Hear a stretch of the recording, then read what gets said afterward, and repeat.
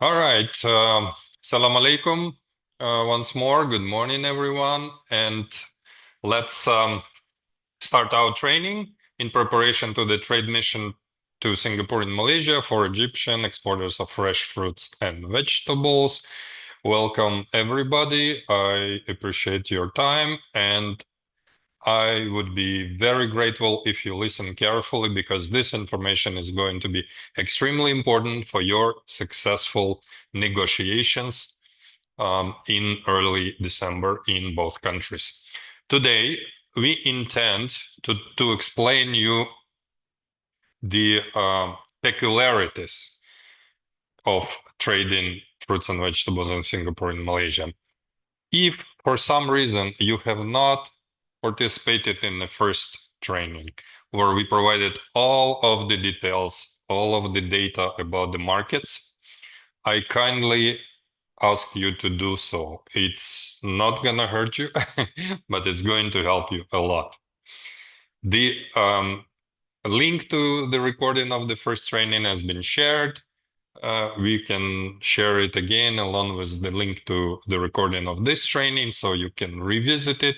We also shared the market study where you have all of the information. So if you haven't, for some reason, read the market study, if you haven't seen the first training, please do so. Today, we are going to focus on more specific aspects, such as business etiquette, preparing for the trade mission. We will explain how the negotiations are going to be organized so that you prepare very well, you know what to expect, and you know what to tell companies who you're going to meet with. Well, first of all, about the program and how today's training is going to be organized. Today, we are going to start from the specifics about the consumers, specifics about the business etiquette, and we'll be able to also do the Q&A, question and answer program for you if you have any questions based on today's information as well as the information that we shared earlier. Please remember that this is the last opportunity for you to ask these questions live because when we get to Singapore, you will not have a lot of time for that. And we hope you will all arrive in time to be able to also visit some supermarkets. And on the 2nd of December, we expect that you will be ready to start meetings promptly. On the 2nd of December, we will open up by some general remarks. I'll refresh the information for you and for the buyers, and then we will move into the meetings. Each meeting will last 14 minutes. The companies that participated in our trend missions before, they already know it. So before you go, you will get, Evgen will explain it again, but I'm just gonna give a general overview. You will get your schedule. Study your schedule of meetings very well.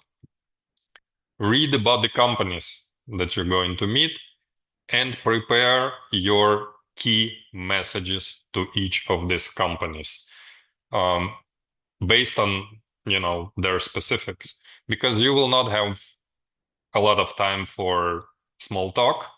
You will have to go straight into the business. Should you go straight to the business or not? It's going to be slightly different in Singapore and Malaysia. In Singapore, it's more business owner oriented. In Malaysia, it's very business owner oriented, but also you should exchange some kind of pleasantries. And anyways, let's start by the general information. Um, I have worked a lot with Singapore and Malaysia, and these countries are your basically it's your ticket to the whole region. The Southeast Asia is one of the most rapidly developing regions in the world. It's very diverse, so you have consumers very wealthy consumers. You have consumers that are very low income. You have the large middle class consumers. Even in some poor countries like Indonesia, you have tens of millions of consumers with the incomes that are on par with the incomes of European Union countries. So there are lots of opportunities. Singapore is like a supermarket shelf. When you get to the market of Singapore, you are visible to other markets. Some of the companies that are going to, some of the importers, the companies that import fruits to Singapore, that are going to attend our meetings, will meet with you, discuss with you. They are not only important to Singapore, they're international companies. They have trade hubs in other countries. So when we organize meetings with them, they often look at opportunities to buy your products and ship it to not only to Singapore. I've had cases when negotiations in Singapore helped companies from Europe ship products to Latin America, for example, because this company thought, hey, this is an opportunity, but maybe not here and there. So be open, listen to them, listen to us today, because today we have Yevgen Kuzin, my colleague, and we have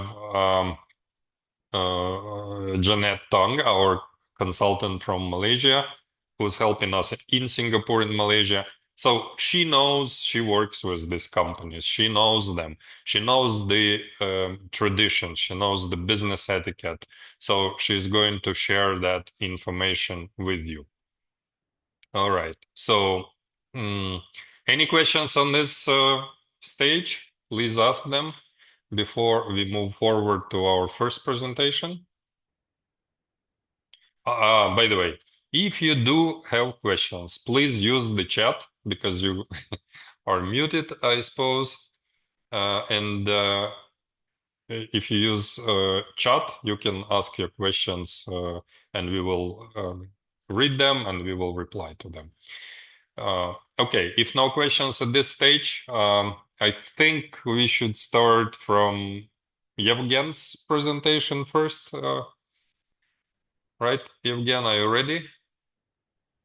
Uh, Hello, everyone. Yes, I'm ready, but yeah, we planned to have Janet first. All right. Yeah, but as you say. Yeah. I think it's Start first. you want to do first. Okay, Jeanette, let's do Jeanette. Let's do the etiquette, the business traditions, and then Yevgen will speak about the consumers. Yeah, consumers and then B2B specifics. Yeah. So yeah. All Okay, right, sure. I'll Jeanette. share my screen from my end. All right. Hi.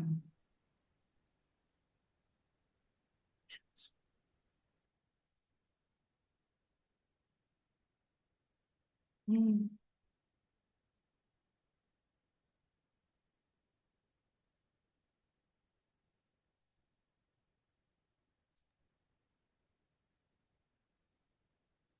Can you all see the screen? Yeah, we see the screen, but you didn't start your presentation. You need to click on the small thing in the right corner to start your presentation. Or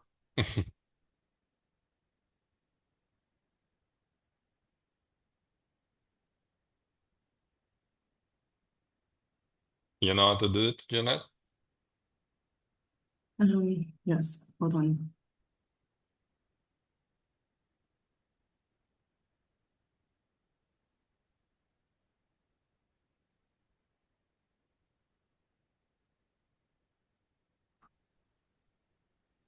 No, now you have, okay. Nope. Okay, but start from the first slide, please. All right. Can all of you see the screen? Is this your first slide? What will you get? Yeah. Okay. Here. Can all of you view it? Yes. Go ahead. All right, so hi, hello to all of you. I'm Janet. I'll be seeing all of you in Singapore and also Malaysia. Yeah, so welcome to our region if this is your first time coming over to Malaysia and Singapore. So each of you will have 7 to 10 meetings in each of the country. So from each of the country, you will meet the major importers, and each meeting will be around 15 minutes, right? So there will also be a study tour after our visit in Singapore as we head into the Malaysia after the B2B meeting on the first day. On the second day, we will have the business tour that is visiting to the Malaysia's wholesale market. And also we have one of the major importer in Malaysia that will be welcoming us to their facility. So that would be the CTG, Chop Tung Guan company. They will be showing us their packing facilities and how they do the distribution to the major supermarkets. As we go into knowing more about this region, right? It's good to prepare yourself with all the informations to the importers here. So I think Andrick already shared, right, some of the important things that you should be preparing yourself as you come over to this region, right? Singapore will be the shelf for you to show your products so that you will be reaching to other regions of our other countries of this region. Okay, so my part that I will be really sharing is about business ethic. So from how do you present yourself to the importers, to what's the business environment here in Singapore and Malaysia. So for attire, right, strictly elegant and modest business attire is important because that would be your first impression as you meet the business people here. And as you meet the people during the meeting, do greet them with full title. For example, hi, Mr. Henry, right, and Miss. Always address them politely. And as you meet the people, always use your right hand. If you need to give out your name card or receive a name card, a business card, avoid using your left hand. For a more sincere, you can actually receive with 2 hands as well. Yeah. So do not rush to extend a handshake, right? Especially in Malaysia, and if it's to especially to the Muslims or Malay, right? So wait for them to extend a handshake before you do so. So one thing in Malaysia and Singapore, we're quite particular about pointing fingers. So if you need to point on certain things or direction, it would be more polite if you show it this way, or you could just say it verbally instead of pointing your fingers. It will be considered rude to be pointing fingers. Yeah. So the next one, as you are proceeding during the meeting or our business tour, it's good to always have your feet on the ground, right? Being grounded rather than crossing your legs and showing the foot soles of your shoe. So this is actually the body language shown to be trustworthy, polite in our region. So as we progress to meetings and communication, or how to have an effective communication with the people in our region, right? We highly value punctuality, right? Especially in business environment. As you are being punctual, it is actually showing indirect gesture that you are trustworthy. So there's also something what we call the face concept here in Malaysia and Singapore, where you need to show your respect by not being too direct. So sometimes there are different people with different approach. So there are a group of people that might be not saying yes or no directly, but you would need to read in between the lines. For example, if you ask them, so would you like to order or place an order, but they will not say no. They won't say no to you straight away, but they will say like, oh, perhaps what else you can do. So it means that there is a chance of consideration. So it's going to be your strength if you could make a better offer to them or show how capable you are with evidence, right? So that is very important to listen to indirect communications. So of course, there are some business people here will also say yes, they are very interested, or some will just outright saying no. So please do not be upset with that. Yeah, just continue to approach them and show your interest, and because they might at another point of time change their mind to reconsider. Yeah. So relationship development focus instead of deal focus, right? So in Malaysia, especially, we would appreciate having understanding of the environment or the business, how the business deal is going to be like before striking a solid deal. So here also, do not show disagreement or anger directly. Do not take it personally. If there is a disagreement, always understand the situation. Always have an alternative to it or have a discussion. So 15 minutes for a meeting, but do not rush to the business. Have small, polite talk, right, is important. For our region, we will evaluate, right? We value more on human touches rather than direct to business. So when you can build human touches, networking, and then it's easier for you to close a deal. Yeah. So don't waste time on things everyone always say. For example, saying that you're special is very good products. So because there's really over 30, 40, perhaps 50 exporters who's wanting to export to our region. And in fact, I spoke to the importers in Malaysia. They say we've been really receiving overwhelming calls and people trying to reach out to them. So what's really important is that you have to show them what is really quality from your products. What is that you mean? Is it the variety? Is it the taste? You have to be specific on what is good. And for example, if you're a specialty farm, right? So that would be a plus point to you. So always support with the facts, always support with evidence. You can show photos, you can show reports, that would be good. Okay, so next one is that if you have the intention to bring gifts, right, for as a gesture, so you could actually prepare small, appropriate, inexpensive gifts as a souvenir with your company logos, right? Or something that represents your country, products from your country, other than fruits if that's your bringing, right? Only give it at the end of the meeting and give it with both your hands, right? Same goes to receiving business card. If you would like to have the extra step to show your politeness, you could do that.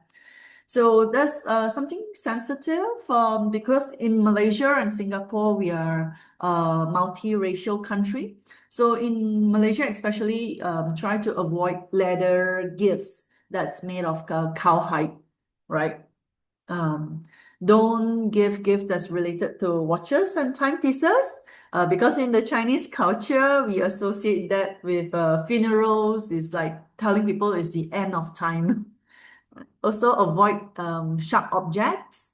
It's signify cutting the relationships. It's not something good. So in Malaysia, especially for Chinese, also in Singapore, we believe things that is auspicious that bring goods prosperity, right?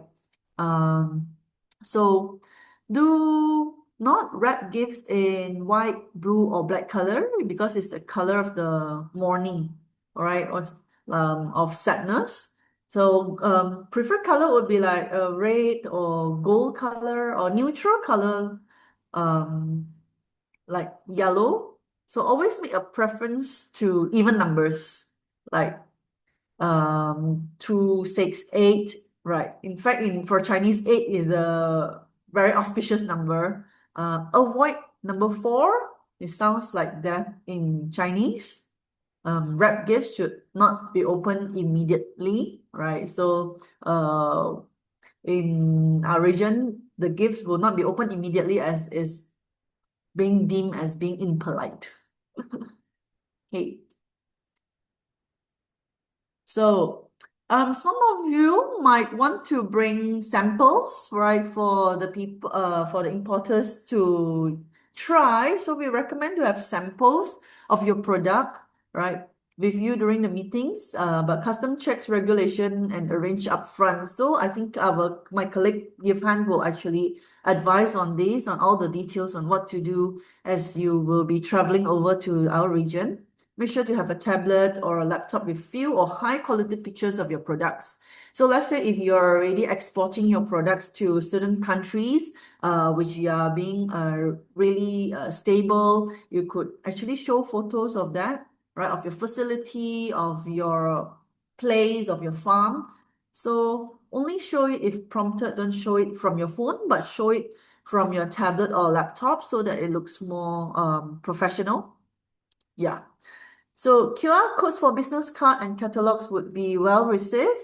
Yeah. Although conventionally we also receive printed business cards will do as well. So you could prepare both. If you have time, you could also prepare catalogs for printed catalogs or QR catalogs for exchange during the meeting.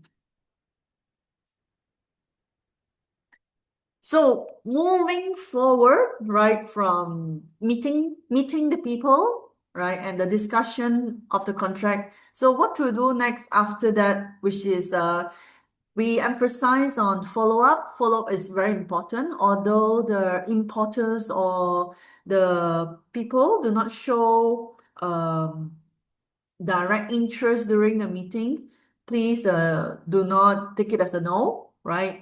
So handshake and verbal agreement is not enough. Always follow up with the email, with a black and white or a letter of agreement on the terms that you have discussed, right? So it would be really showing your gesture of being very prompt if you could follow up on the very same day or within the week. So this actually shows how eager and interested you are to seal the deal, right? Follow up even with companies that do not express interest. Yeah. So this is important because if they don't place now, maybe they don't place the order now, probably they might consider on the next season or as you continue to share with them what you're offering. So it will always be in their mind as your companies, keep appearing to show your interest. So don't be surprised if counterparts request a renegotiation certain aspects after the verbal agreement. It is not uncommon. So be patient. Decision making in the region is often made at the very top. So it's important for all of you to know we have more than 10 importers who will be present. Some of them will not be the decision maker themselves. They will be sending their representative from the company. So they would need time to make the decision. And of course, after negotiation with the very top business bosses, right? So do be patient to follow up. Yeah, open for renegotiation, right?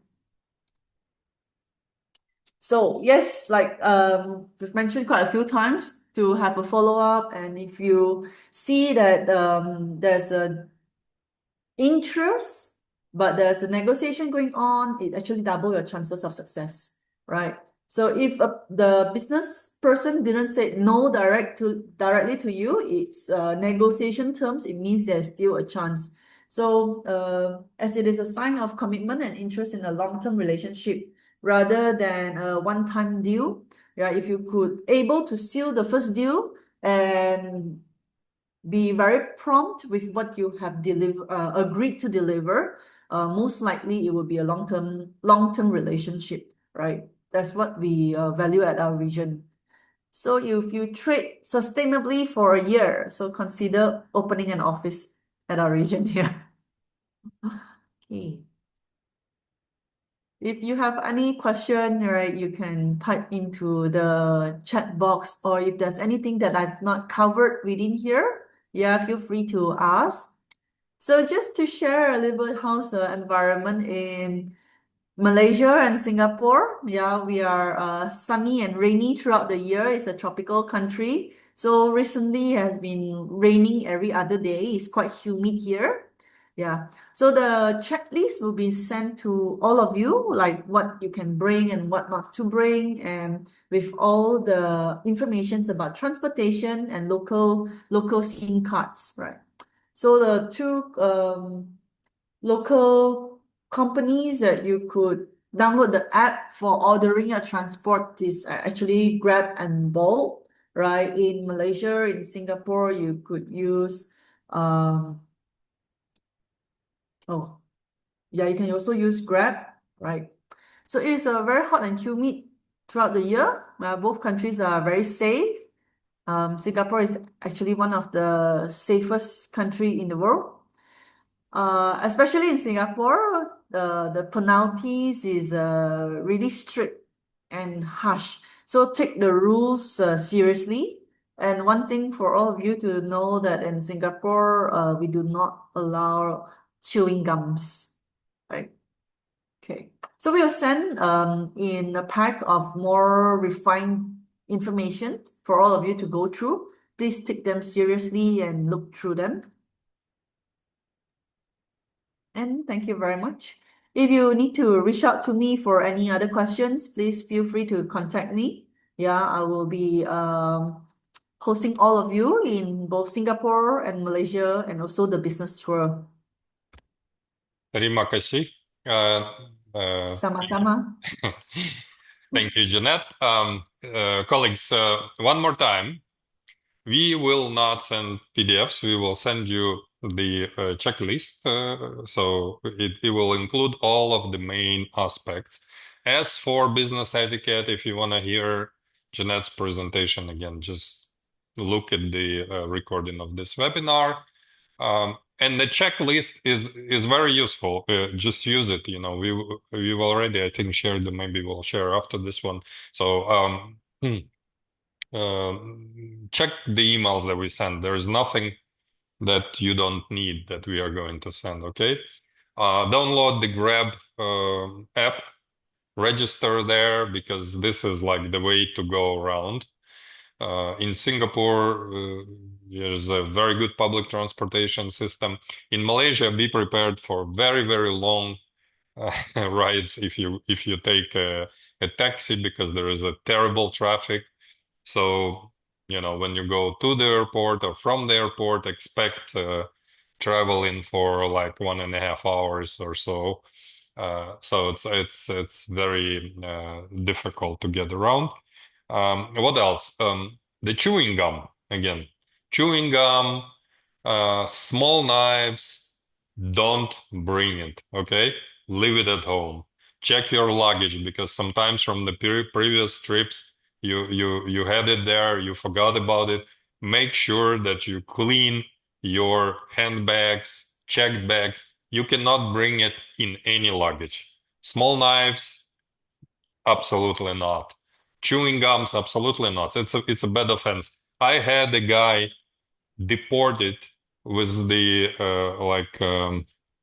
small knife in his checked luggage, you know, from Singapore. So make sure you don't have it with you.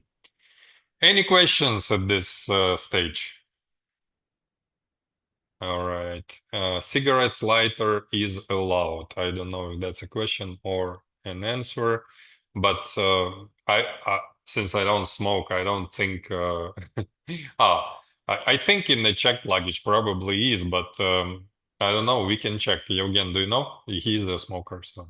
What's the reason to bring a cigarette lighter with you if you cannot bring cigarettes to Singapore. Okay, you can bring cigarettes to Singapore, but irrespective of a number of cigarettes you are bringing, you must go to Red Corridor and pay a tax for these cigarettes.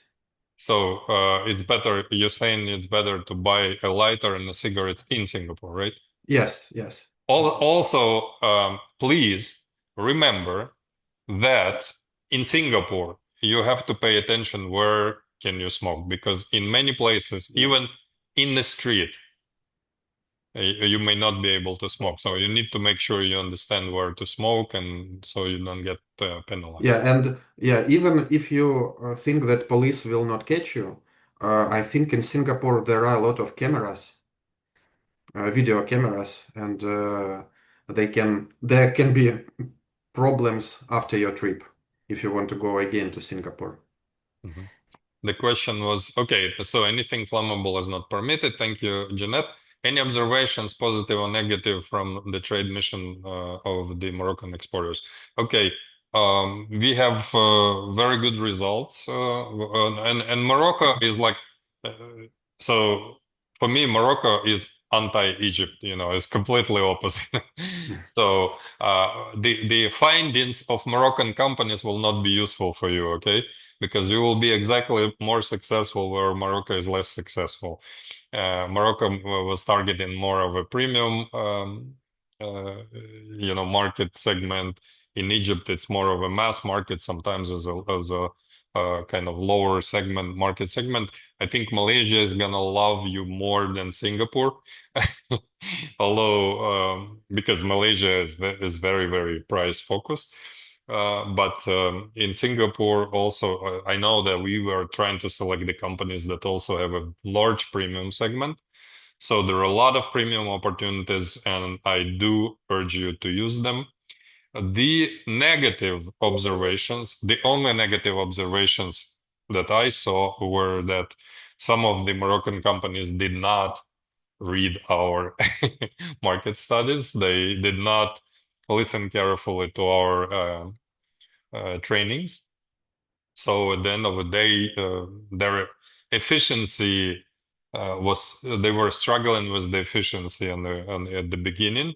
So we had to explain it to them on a go, and that impacts. You only have 14 minutes per meeting, 1 minute to change the table. So you can't really, expect to learn everything on the go. So please read the study, uh, go through the trainings, so that you don't get, you are going far away. So take advantage of this trip. Make sure it's efficient. There's a lot of opportunities in the region for companies that export fruits and vegetables. This region has very difficult climates. In Singapore, they cannot increase production because they don't have any production. They don't have land. In Malaysia, the climate is such that uh, I had an interesting conversation with the embassy of Malaysia, of Morocco in Malaysia, before organizing this trade mission. The consular was like, "Wow, Malaysia has excellent climate. There's so much rain." And I think for Egyptians, it would resonate as well, because, for you, the rain is great, but it's actually the other way around. For Malaysia, the rain is a problem. It rains literally every day of a year. So there is too much rain. And this is a problem for fruit and vegetable production. So a lot of fruits and vegetables that you're producing in Egypt, they will not be able to grow ever. So this is why you have so many opportunities there. And we discussed it in our market studies. We showed it in our previous presentations. Just refer to it and you will understand. I hope it helps. If no other questions, I see something. Just a second. If this is something we need to address. All right. So, Evgen, the floor is yours. If any question, Yeah, guys, type it in the chat, please. Yes, sure. Thanks, Andrei. Yeah, let's make this event less formal, yeah, than the previous one. And if you have any question, please type them in chat or use a raise a hand option from Zoom. Yeah, we have a question also. Yeah, e-cigarette in Singapore isn't it's forbidden. Yes, electronic cigarettes and electronic smoking devices in Singapore are forbidden. Okay, there is. Let me get it strict. There is a chance that the customs officers will not check you, and you can bring your IQOS or electronic cigarette to Singapore. But please do not play these games with Singaporean customs, because if you are caught, the only method we can help you will be to express our deepest sorry for the situation that has happened to you, and we will not be able to help you with Singaporean authorities. Thank you very much, Andrei. Thank you very much, Janet, for giving us the complex observation of the business etiquette in Singapore and Malaysia, and for the interesting and useful insights. Yeah, so I would propose to move from doing business in Singapore and Malaysia to consumer trends in these two countries, because okay, businessmen will buy your fruits and vegetables, but it will be consumers to consume it. Yeah, and I think we have already got acquainted, but let me repeat. My name is Yevgen. I work as the horticulture market analyst for the Food and Agriculture Organization of the United Nations. I really hope that we will enjoy our time today and our time in the beginning of December in both Singapore and Malaysia. Today I'm going to present you two presentations. The first one will focus on consumer trends, and during the second one, we will speak more about the specifics of the events that we will have on December 2nd in Singapore and December 4th in Kuala Lumpur. Yeah, so let's start with consumer trends and let's see which and what are the consumers in Singapore and Malaysia, how do they look like, and what is more important, which similarities and which differences do they share, and why the consumer landscape in Singapore and Malaysia is very diverse. So let's start with the population, and we have a little bit more than 6 million people in Singapore and around six times as large population in Malaysia. And let's see how this population is diverse and how it's different. The first diverse thing is the status of this population. Because as you might see, especially in Singapore, there is a very, very large proportion of non-residents, which can take up to around a third of Singapore's population. And the share of non-citizens or non-residents in Malaysia is also very high, like around 10% officially, but in reality, it can be much higher. So these non-residents or non-citizens are represented by both wealthy expatriates from countries from Europe or from Asia, and also it has a very considerable amount of seasonal workers or construction workers with their own consumer habits and consumer tastes. Then the population in both Singapore and Malaysia is also diverse in their ethnical origin. Okay, please remember that in Singapore, every Singaporean nationality is Singaporean, and in Malaysia, everyone is Malaysian.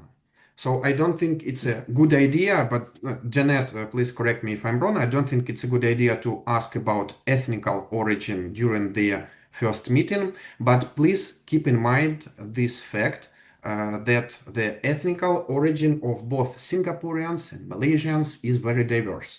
So we have two ethnicities that dominate in Singapore and Malaysia. These are Chinese and Malays. Chinese are number one in Singapore and Malays are number one in Malaysia. Janet, would you like to add something? Or Yes, no? you're right, Yvonne. Mhm, Our country is very diverse, mhm, where we are all Malaysians. You will see there Mhm. are Malays, Chinese, Indians, or other races, ethnicity, but we are all regarded as Malaysian. So if you see Chinese in Malaysia, they don't come from China, or Indians Yeah, in yeah, yeah, India, it doesn't come from India. So yeah. yes, avoid discussion about ethnicity would be a good idea. Yeah. Yeah, thank you, Janet. Thank you. Yeah. Yeah, and please remember that uh, Chinese Singaporeans and Chinese Malaysians often do not have any relations to mainland China, and please do not ask the questions of how they are could be related to mainland China. Yeah, Indian origin is the third most important one in both Singapore and Malaysia, and we have a rather considerable amount of other nationalities and origins in both countries. Then religions and cultures are also very diverse, especially in Singapore. Yeah, in Malaysia, the two-thirds of populations, or maybe even higher portion of population is Muslim. But in Singapore, everything is much more diverse, and we have Buddhists, Christians, Muslims, and several other religions present in Singapore. Yeah, let's move to economy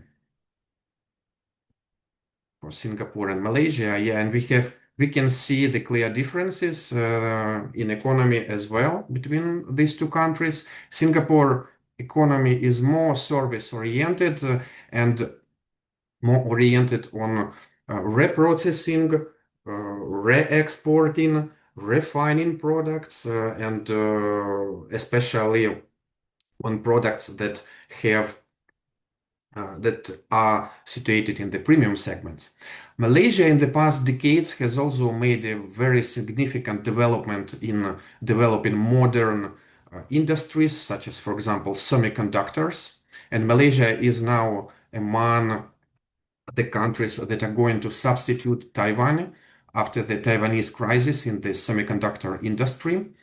Yeah, Singapore is also among the world leaders in the per capita GDP. And of course, the premium opportunities is in Singapore are much more present compared to Malaysia. But also, if you are focusing on premium market, do not exclude Malaysia from your plans, because the premium segment in Malaysia is also very rapidly developing and will continue to rapidly developing. These are the differences between two countries, but there are also similarities. Especially these similarities are when we compare the economic growth rates in Malaysia and Singapore, if we compare them to other global counterparts. Like, for example, among developing markets, Singapore GDP growth rates are inferior only to China.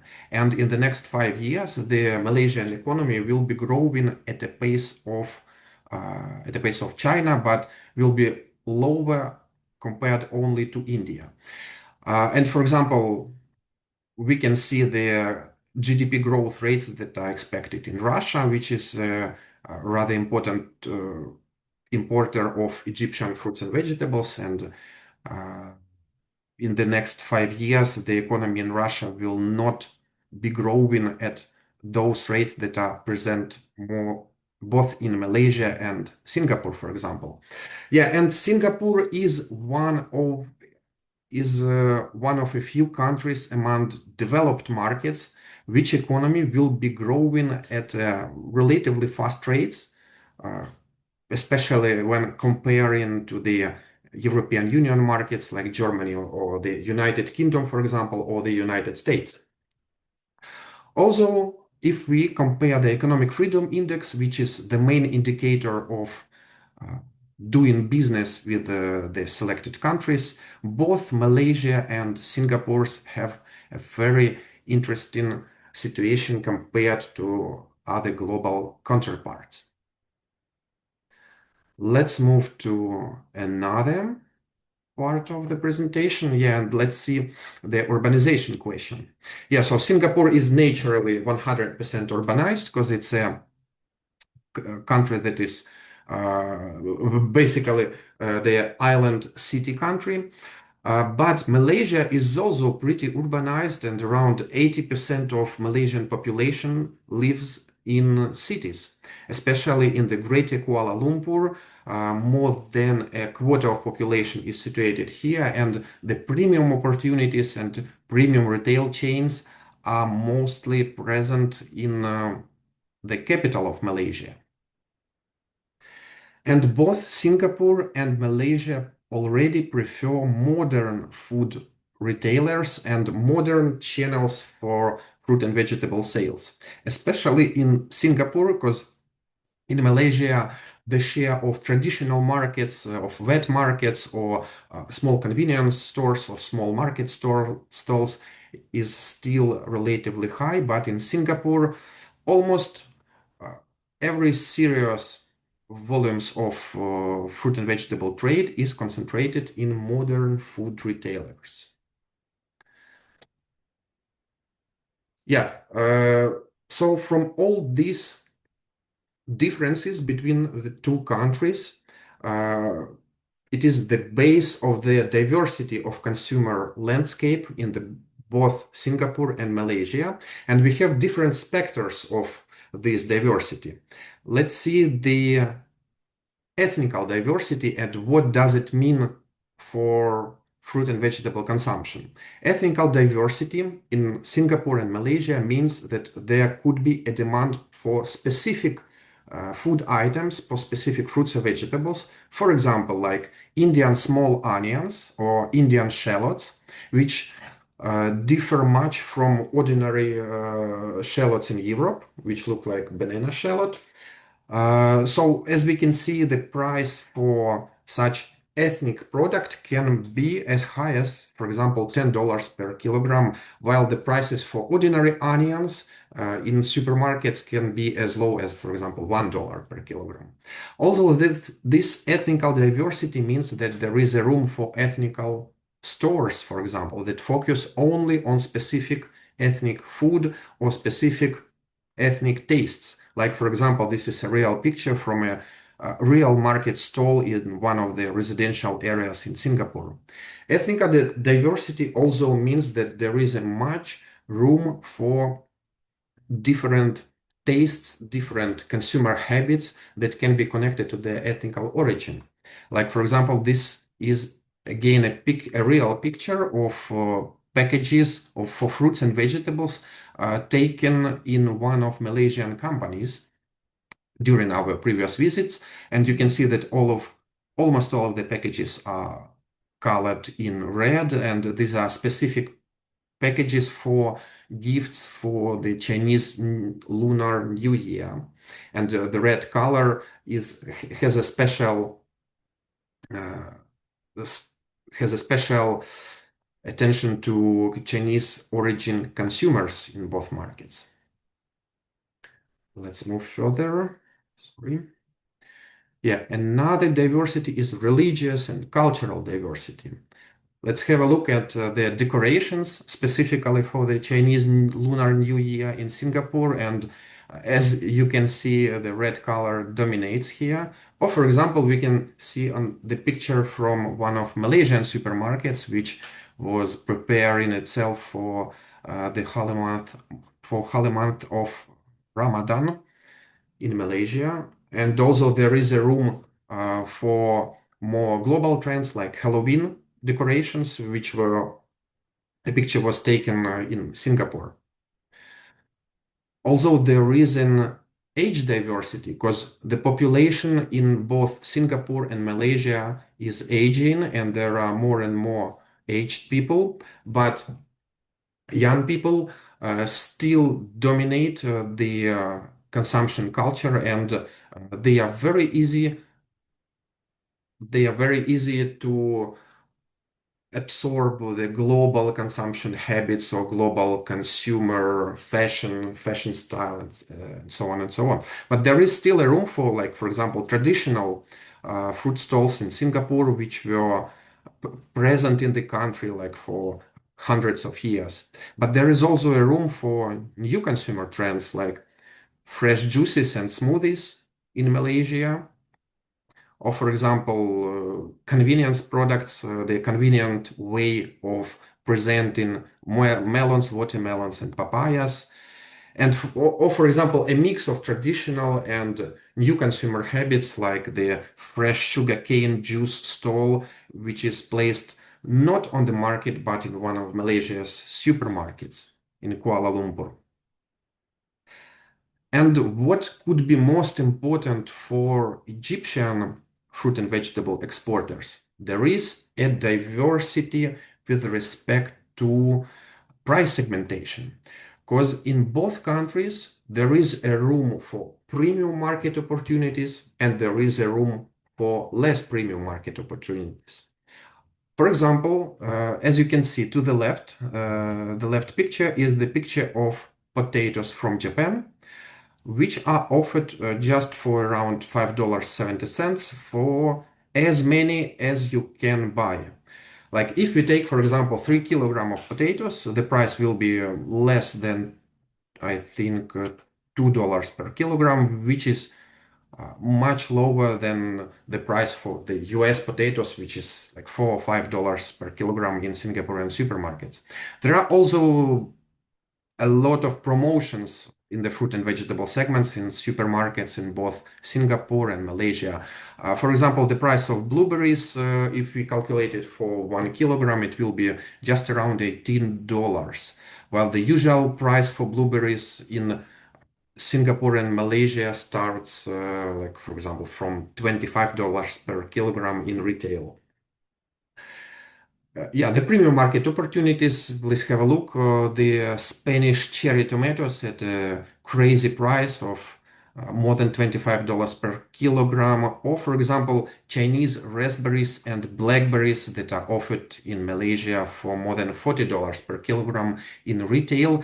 And please pay your attention on China, because China is already starting its way in being present in the premium market, not only in Singapore and Malaysia, but almost all over the world. Yeah, let's move further. And yeah, we have spoken about differences. Now let's speak about some similarities. So health and wellness. Health and wellness trends, which were especially important after the COVID-19 in Singapore and Malaysia, and this trend is backed by aging population in both countries, strong economic growth in both countries, and large portion of relatively wealthy expatriates, and of course global trends. So, for example, if you're targeting the organic segment, the price for organic products in Singapore, in Malaysia, and especially Singapore can be like several times as high as the prices for conventional products, but not in all cases. Digital retail, which is especially popular in Singapore, 12% of total retail sales in supermarkets are already online, and around a quarter of total sales in food and beverage services in Singapore are already online. Malaysia, the share of digital retail in Malaysia is lower, but is growing much faster than in Singapore. Another important factor is that in both Singapore and Malaysia, the global trends are developing very rapidly, but they, of course, are when developing the global trend in Singapore and Malaysia, of course, the local peculiarities must always be taken into account. Like, for example, consumption of blueberries is growing all over the world, but of course, and in Singapore and Malaysia, but in Singapore and Malaysia, the taste for blueberries differs a little from, for example, the European consumers, because blueberries in Malaysia and Singapore must be much sweeter than they are in the European markets, for example. Sustainability, both countries and consumers from both countries show a growing awareness to sustainability and increasing willingness to pay for eco-friendly products. But at the same time, there is a value sensitivity, and this could be the most important for Egyptian exporters, because Egypt, in many segments of fruits and vegetables, Egypt has the best quality to price ratio, and it is what could be interesting for Singaporean and Malaysian buyers, because they often focus on consumers that really want their products to be premium, but at rather affordable prices. Yeah, and let's move to my second part of my presentation. If you have any questions regarding consumer trends, or if you have anything to add or anything to correct, please use chat or raise your hand on Zoom. Yeah, I don't see questions. So yeah, let's get to the second part. So let's speak how to get ready for the trade mission and not to fail long before the meetings start. Yeah, the first important thing is the market knowledge. So please know everything you can about the markets in Singapore and Malaysia. To do it, read the market study we've prepared for you, watch the first training on market opportunities in Singapore and Malaysia, calculate your logistics costs, and be ready to provide a final price offer for your product to buyers during the meetings on December 2 and December 4. Learn your buyers and their profiles, and please use your time in Singapore and Kuala Lumpur to do live store checks, visit the supermarkets, and see how fruits and vegetables are traded with your own eyes. The second most important part in preparation is to make your presentation to buyers and make sure that buyers can receive as much information as possible about you and your company. To do it, please check your website. It must be in English.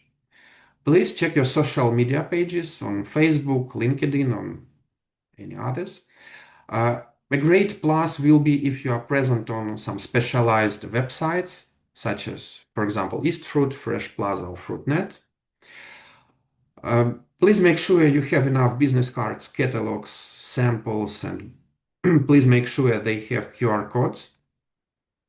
And ask ChatGPT about your company, because ChatGPT will track any information that is available about your company on internet and will give you a very interesting resume about your company and your products. The third important part is catalogs and websites.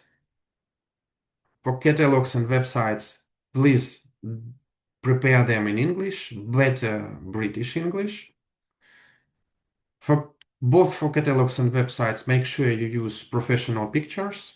For catalogs, only brief descriptions. For the websites, you can use not so brief descriptions of your products.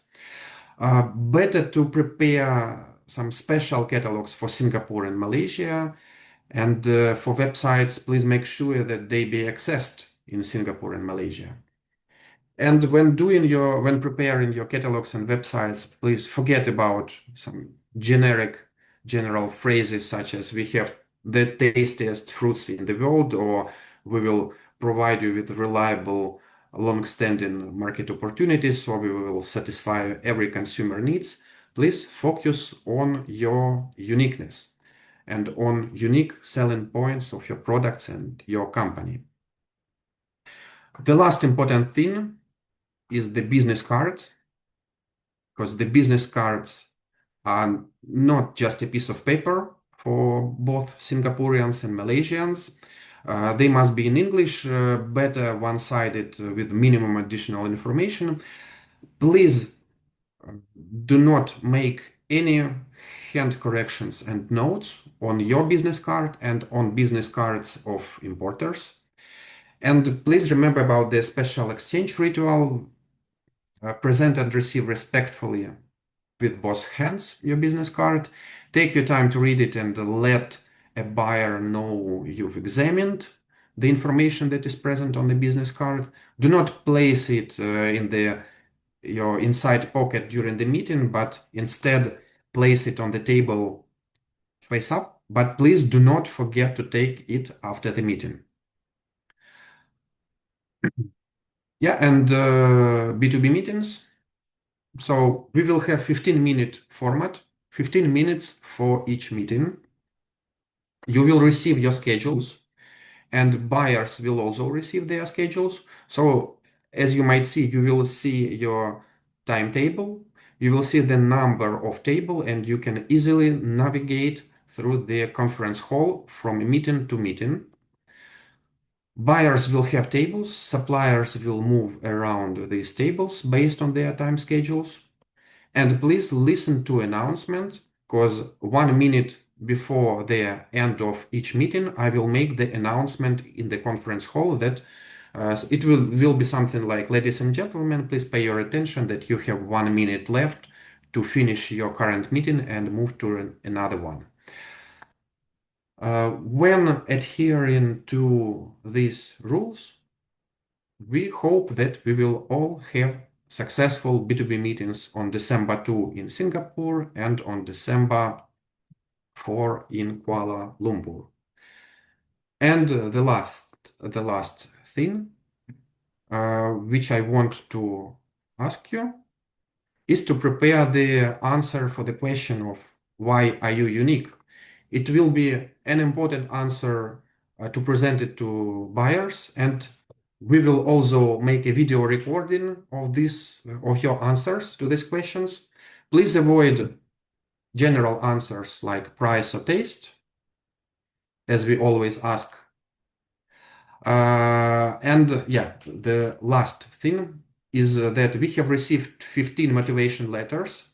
We have carefully gone through each motivation letter, and we can make such a conclusions that only 12, okay, we have 15 motivation letters because we have 15 companies participating in the mission. Among these 15 companies, only 12 companies explained why their products are well suited for Malaysian and Singaporean markets, and only seven companies explained it with specific market data and not with like general explanations. Among these 15 companies, only 8 companies provided logistics details and cost calculations, and another 3 companies gave just partial or generic calculations.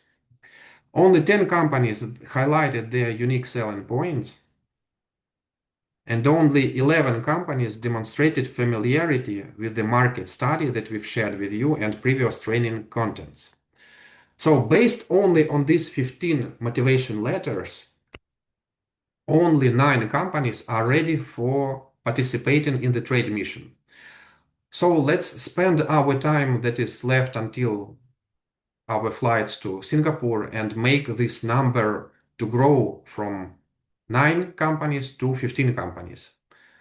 Thank you very much, and I'm ready to answer all the questions if you have any.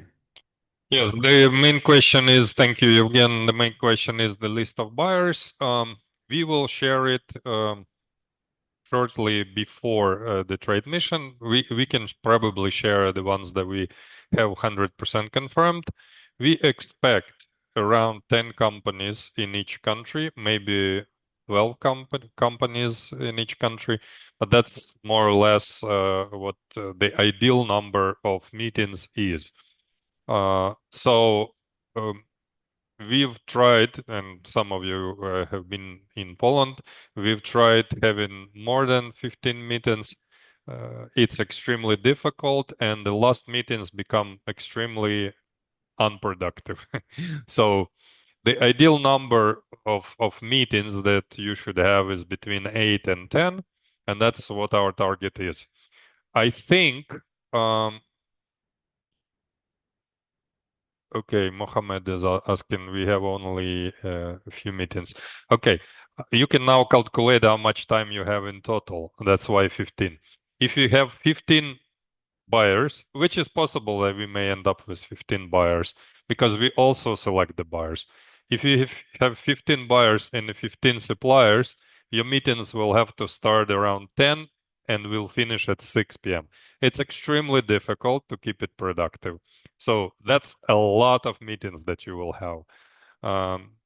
I gave a lot of trainings and you probably participated in them, but let me remind you, I've analyzed a lot of delegations participating in trade missions. I've been doing this for over 20 years.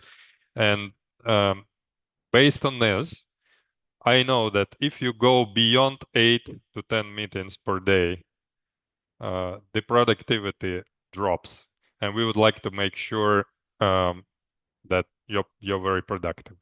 If you're trying to refer to the meetings you have at the exhibitions, yes, you can have during the day 50 meetings, maybe sometimes maybe 20 meetings, but usually a lot of business cards. But then, if any of you have gone through these business cards and analyzed which business cards you get mostly garbage. Okay, you get meetings of the people who would like to sell you something, and you are going there to sell them something. So basically, the exhibition, unless you pre-organize this meeting, the exhibition is the place where the people who are intending to sell things meet with people who are intending to sell them things. This is why we organize B2B missions, and this is why we select both buyers and suppliers carefully. This is why we inform both sides how these meetings are going to be organized, and this is why we give each of you plenty of time. If you are not able to explain people why your company is special or why your products are special within 15 minutes, maybe your products or company are not special. Okay? You do not need a lot of time to convey the main message. The less words, the fewer words you use, the more impressive you are. So absolutely, you do not need more than 15 minutes. You do not need more than 10 minutes to do this. And this is why we ask you to think, why is your company special? Why are your products special? If you don't have the answer, you will not be able to convince the buyers, okay? And if you have the answer, prepare it in a way that you can convey it impressively. Could you please inform us, have responded and we're ready for the mission based on your criteria and expectation? I don't know, Evgen, maybe you can reach out to the companies where we have some questions. But Yeah, can I answer the question? yes. Yeah, so I'm not trying to impress you, but we had 32 applications from Egyptian companies to join the trade missions, and we have only 15 companies that have been selected for participation. Yeah. In my presentation, the motivation letter case was just one of example, because the motivation letter is not the only one criteria of selection the companies. And the fact that your company is now participating in the second training, and the fact that you will fly to Singapore to participate in B2B meetings means that you've already been selected, and it means that you already meet our criteria for participation. But there is always a room for improvement. So uh, please check how prepared are you for the mission, and please try to improve your preparedness. That's Yeah. what I Yeah, wanted to tell. in Singapore specifically, people are very interested in particularities, okay? In Malaysia too. They will ask you, okay, what is your price of oranges delivered to the port, specific port? So you should know which port, you should know the logistics, You should know the prices of competitors. You should know the price that you can quote. You should know which segment you should target, with your oranges. I'm just using oranges as an example. And if you have all these answers, your meeting is gonna go smoothly. Another thing about the 15-minute time frame, like 20 years we've been doing this. Every time somebody complains about 15 minutes, we take it, for granted. We understand. Everybody has their own pace, but there are cases when you need more than 15 minutes. I recognize this, and that's why you can also organize, like if the company is really interested, they want to know more about you. You can always organize follow-up Zoom. You can organize a dinner. The dinners are free. You can come back later. You can have a phone call. There are many ways to follow up. If there is a genuine interest, it happens, and we love this when it happens. Maybe you can invite them to, Food Africa Expo that is next week. If they're so interested in Egypt. But there are always a lot of opportunities for follow-ups. Your main goal during this first meeting is to seed plant the seed of interest, okay? And then do not forget to follow up. The people who are the first to follow up, the people who come back to their room in the evening and send emails for the companies that you think are the best match, these are the companies that always do best. So when you follow up matters. If you follow up immediately, your chances will grow exponentially. Another important consideration. Jeanette mentioned about the concept of face. I suggest you all Google that concept. It's mostly the Chinese culture, but it kind of expands over the whole region. The concept of face is more than the reputation. So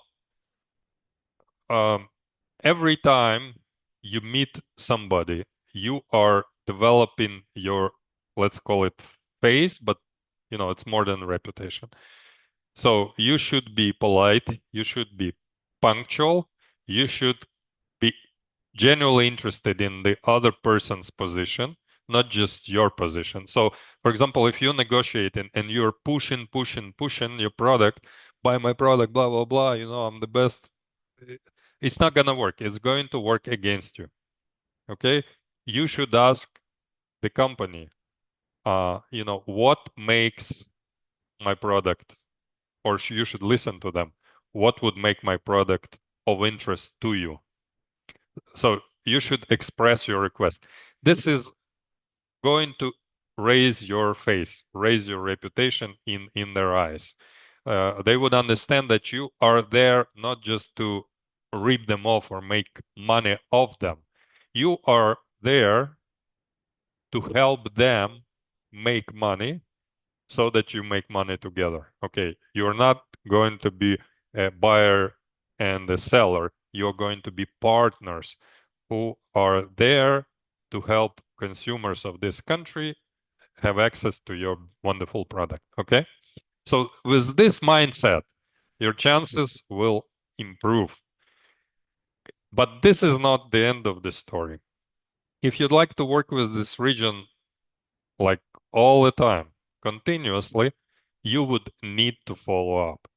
You establish the relationship, you maintain the relationship, you send birthday greetings, you ask, periodically for people's, situation, if they have any interest of this or this product. Do you update them about your news that you think would be of interest to them? So you maintain the relationship.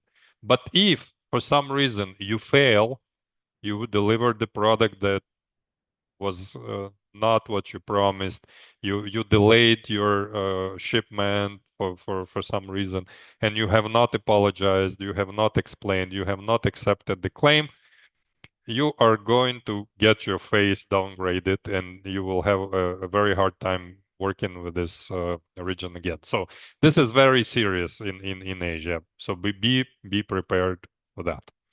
So does all the buyers already have clients in Egypt? No, not all of the companies.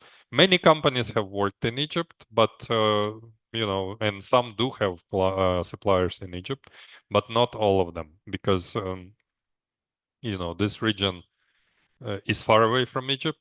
Egypt is not among the top suppliers of, in general, fruits and vegetables. So some companies will not have experience. Some companies did have experience with working with Egypt. And I can tell you that we've got some negative feedback sometimes.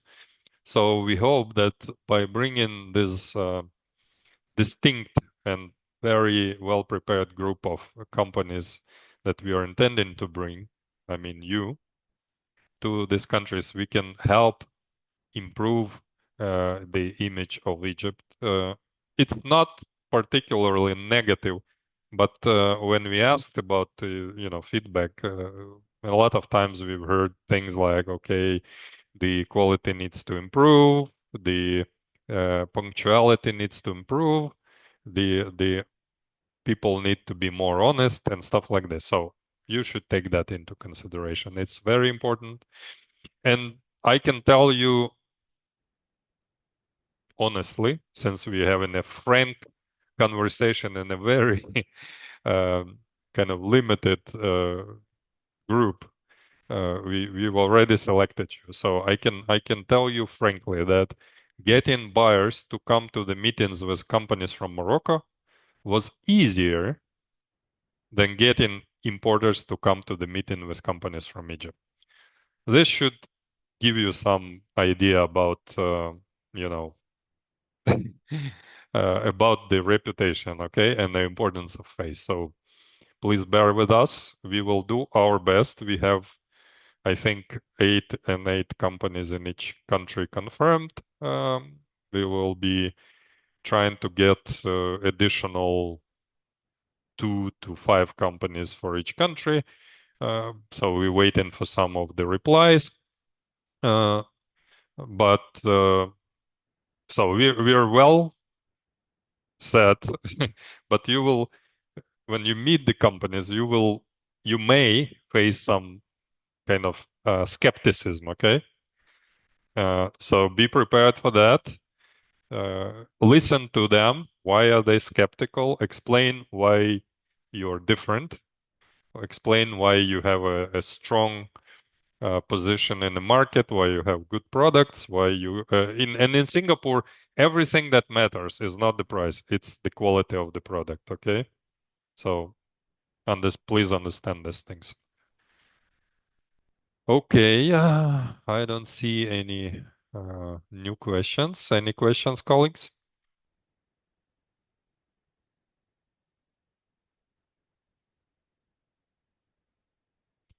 Okay, I don't see questions. Evgen, Yeah, any? I think we will. Yeah, I think we will share the checklist next week. Yeah, maybe. Well, And if we can share already with the recording of this seminar, so that okay, we yeah. don't have to send many messages. So the checklist, please print it out, put the check boxes, because this is very easy when you do the packing. Just mark the boxes. Remember to avoid problems with Singapore, so you can Google it yourself to make sure that what you bring in is fine. What are the gifts we should get the buyers? Can you advise? Anything useful? Anything that represents your country? It like cheap Chinese souvenir, okay, but not really great. But if it's something that is, I don't know, some of the best souvenirs I've seen, like I don't know, berry measuring ruler with the holes, of different sizes to check the caliber, with the company logo and stuff. Things that could be of use. This could be a very good souvenir. So anything that these people can use in a daily life or in a professional business, and something that has, I don't know, either connotation with Egypt or your company is great. Small gifts are welcome. Some kind of valuable small souvenirs that represent Egypt, are also welcome. You should also definitely always invite people if they haven't been to Egypt after the meeting. If you, of course, if you like them and if you think this company might be a good partner in the future, but in general, it's a good gesture. Maybe Jeanette can add something, but that's been my experience.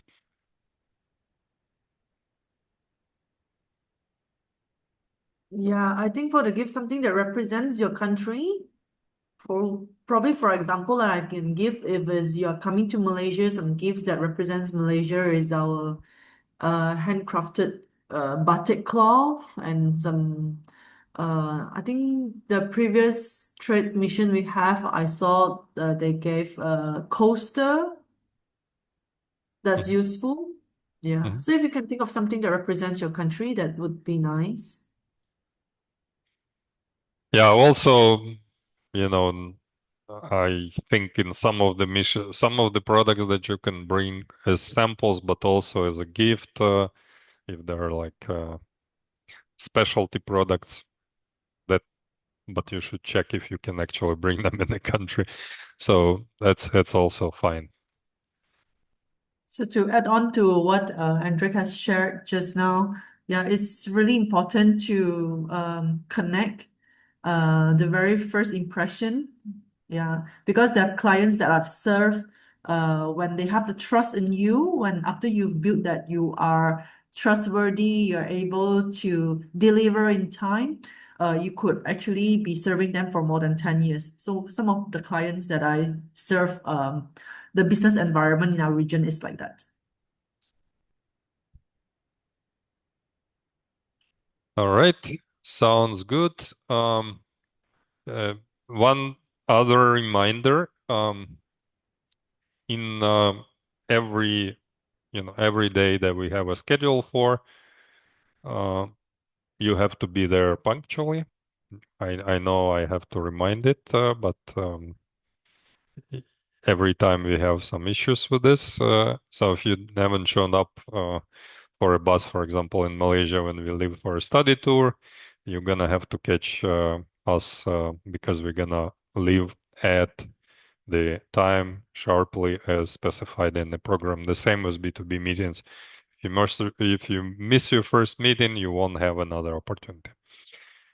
And also make sure you make it to your flight. That's probably the most important thing.